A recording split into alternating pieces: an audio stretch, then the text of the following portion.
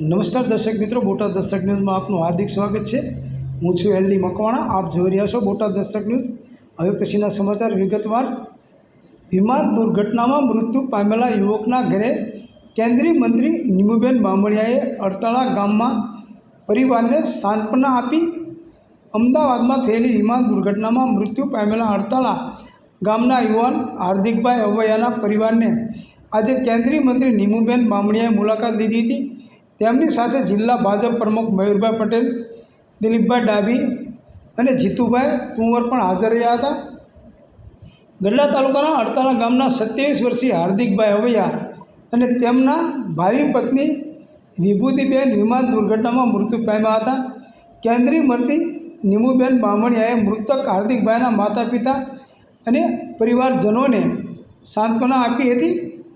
કેન્દ્રીય મંત્રીએ પરિવારને આશ્વાસન આપ્યું કે આ મુશ્કેલ સમયમાં સરકાર તેમની સાથે છે। તેમણે પરિવારને હિંમત આપી અને ભગવાન દુઃખ સહન કરવાની શક્તિ આપે એવી પ્રાર્થના કરી હતી।